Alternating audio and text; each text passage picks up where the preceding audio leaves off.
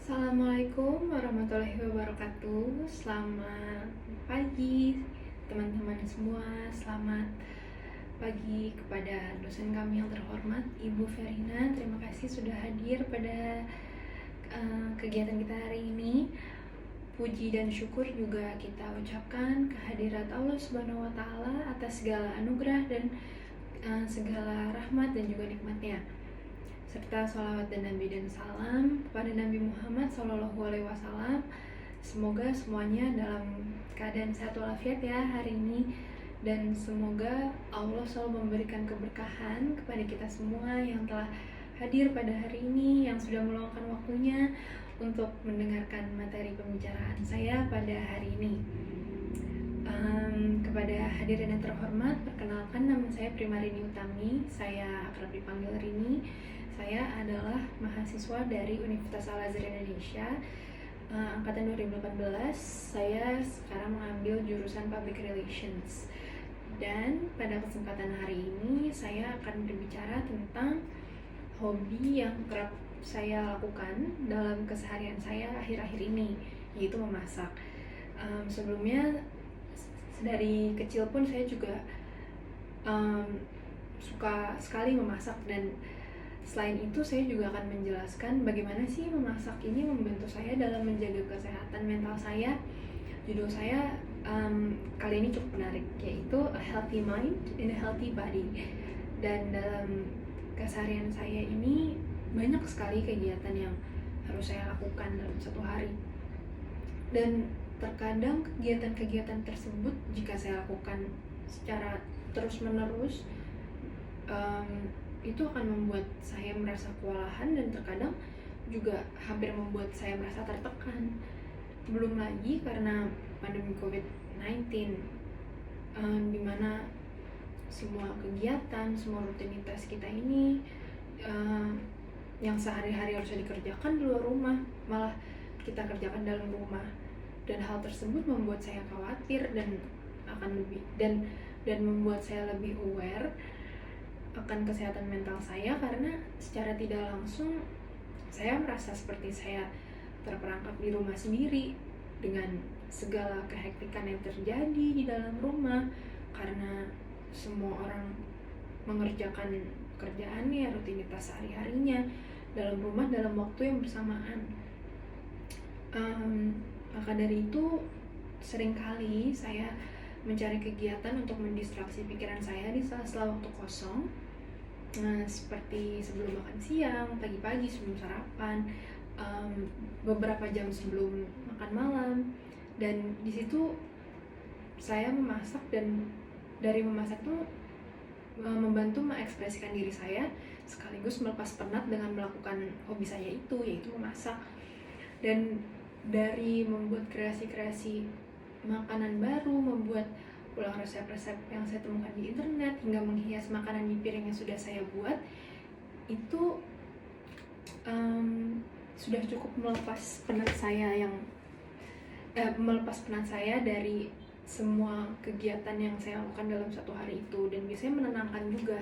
Nah, saya akan menjelaskan sedikit tentang memasak, yaitu memasak adalah suatu alternatif yang dapat membantu kesehatan mental kita. Seperti yang dilaporkan The Wall Street Journal, beberapa terapis merekomendasikan kelas memasak atau memasak sendiri di rumah sebagai salah satu cara untuk mengatasi depresi, kecemasan, stres, eating disorder, ADHD, hingga masalah kecanduan. Dikutip dari konselor yang berbicara dengan The Wall Street Journal, di mana ia mengatakan cooking can help you soothe stress, build self-esteem, curbs negative thinking by focusing the mind on or based on the following recipe.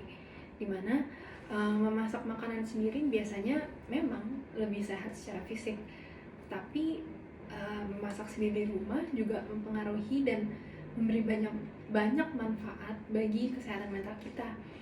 Antara lain sebagai a creative outlet, an act of self-care, an act of mindfulness, the altruism of cooking for others, dan juga yang terakhir, ini penting banget, memasak sendiri di rumah juga dapat membantu kita untuk lebih menghemat. Ini penting banget nih teman-teman untuk kita semua, yang lagi bersama-sama menghadapi pandemi COVID-19 ini, kita harus banyak-banyak menghemat. Sebelumnya saya akan menjelaskan sedikit tentang mental health. Pasti kalian juga udah familiar dengan kata-kata itu. Jadi secara singkat, mental health merupakan hal yang sangat penting untuk diperhatikan bagi manusia. Seperti halnya dengan kesehatan fisik.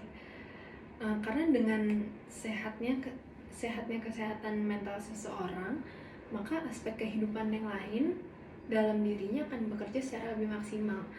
Dan selain itu, menurut Undang-Undang Nomor 3 Tahun 1996, yang dimaksud dengan kesehatan mental adalah kesehatan jiwa yang sehat menurut ilmu kedokteran sebagai unsur kesehatan, di mana kesehatan jiwa ini adalah suatu kondisi yang memungkinkan perkembangan fisik, intelektual, dan emosial yang optimal dari seseorang, dan perkembangan itu berjalan secara selaras dengan keadaan orang lain. Kemudian studi juga menunjukkan bahwa semua masakan rumah memungkinkan kita untuk membuat kita lebih sehat secara fisik dan juga mental. Mengapa demikian? Di sini Nicole Farmer, seorang staf ilmuwan dari National Institutes of Health Clinical Center, menjelaskan mengapa memasak itu bisa terasa terapeutik. Jadi Nicole di sini menjelaskan bahwa cooking is therapeutic because of a combination of factors, di mana cooking, dia menjelaskan bahwa cooking is something that provides us the opportunity to address multiple phases of physical well-being. Karena memasak ini adalah suatu pengalaman atau suatu kegiatan yang dilakukan dengan penuh kesadaran, di mana memasak ini membutuhkan fokus, dan biasanya memasak paling baik ini dilakukan tanpa multitasking. Jadi kita dapat secara alami, jadi saat memasak kita dapat secara alami mengalihkan pikiran kita dari kekhawatiran kita sehari-hari. Sebagai contoh, kita ambil saat kita menggoreng telur atau memasak telur, merebus telur, dimana kita harus menjaga dan memelihara telur itu untuk memastikan telur tersebut matang seperti apa yang kita inginkan. Di situ kita tidak dapat terganggu oleh distraksi lainnya, karena jika iya, kita dapat membuat telur tersebut overcooked, gosong, hancur, dan sebagainya. Lalu mengapa saya bisa bilang memasak itu adalah salah satu kegiatan yang terapeutik untuk saya? Satu hal yang paling saya rasakan dalam diri saya yaitu memasak sangat membantu saya dalam melatih kesabaran. Dimana jika kalian belum tahu, saya ini orang yang cukup sering cemas, gelisah, dan juga termasuk orang yang temperamen, karena kegelisahan yang sering saya rasakan itu dan kecemasan yang saya rasakan itu.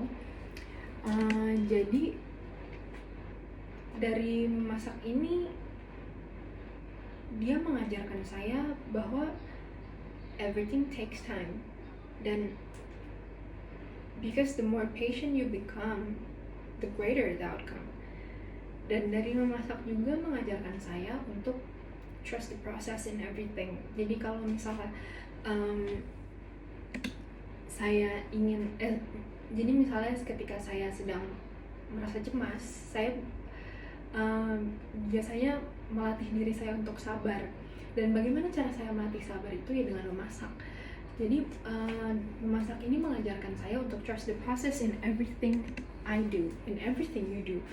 Dan selain itu, memasak juga membuat saya lebih menghargai akan sesuatu, dimana jika masakan saya gagal, saya masih punya kesempatan lainnya atau kesempatan selanjutnya untuk belajar agar saya bisa melakukan hal lebih baik lagi di kedepannya. Dan tidak hanya itu, segagal-gagalnya makanan yang saya buat, saya akan tetap memakannya karena masakan yang saya buat adalah hasil jerih payah saya sendiri. Dan apresiasi kecil yang saya atau orang lain berikan terhadap makanan yang saya buat, seperti memakannya, membagikannya kepada keluarga atau temannya atau their loved ones, itu memberi saya kebahagiaan kecil, dan itu membuat saya merasa appreciated, and that made me feel enough. Dan selain itu, jika saya sedang tidak ada bahan untuk dimasak atau kebetulan saya sedang ada di luar rumah, tentu saja saya pernah mengalami kecemasan yang tiba-tiba muncul atau kegelisahan yang tiba-tiba muncul. Di situ saya biasanya menonton video-video memasak di YouTube atau mendengarkan suara-suara memasak di YouTube. Banyak sekali kanal-kanal YouTube yang membuat video-video ASMR seperti suara-suara tadi.